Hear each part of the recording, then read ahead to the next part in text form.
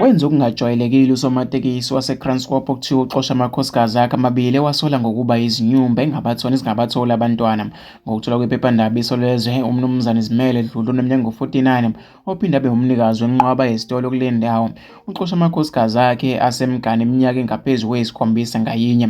Kuthiwa ubekade eganwe nguNkosazane noMaswazi Khawulo oneminyaka u-36 kanye noNkosazane Nomkhosi Zindela oneminyaka u-38. Bobabili ubashade ngo-2015 ngezinyanga ezahlukene. Umthombo osondele kakhulu nalolu daba uthe uDludla ucike ukuthi-ke phakathi kwabo akusekho noyedwa nje okhulelwa, kuvela nokuthi-ke usebayise kodokotela nakubathandazi, kodwa-ke akekho-ke okhulelayo.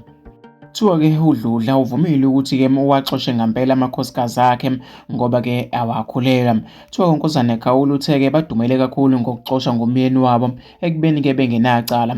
Udalule ukuthi-ke ungakhulelwa kwabo kumayelana nokuthi-ke unina kaDludla usewashona, wathi akabafuni, wathi-ke uyabaqalekisa, abasoze-ke babathola abantwana.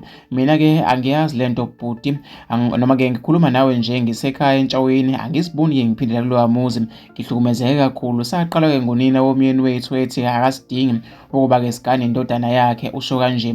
uNkosazane Zindela naye uvumile ukuthi-ke baxoshele ukuthi ababatholi-ke abantwana. Uthe-ke akathandi ukwanda kakhulu ngalolu daba, wathi naye ukubo-ke enquthu. Iphephandaba Isolezwe la ngempela sonto lithola ukuthi uDludla unezingane ezimbili zamantombazane ngaphandle-ke komshado. Njengamanje uDludla kuthiwa-ke emzini wakhe oyisithabathaba uhlala-ke nentombi yakhe esithwele, okuthiwa-ke uhlele ukuyilobola athathe ngoba noma-ke ayithathe ngoba uthi yona-ke ibonakala ezimisele ngokumtholela abantwana. Wengenza wethu mina sofisa ukuthi izuvo lwakho nombono wakho ukuthi wena ucabangani-ke ngalolu daba olubeka trend lapha ey'nkundleni zokuxhumana. Hlala ngapha kwi-comment section, mina sengiphuma kanje.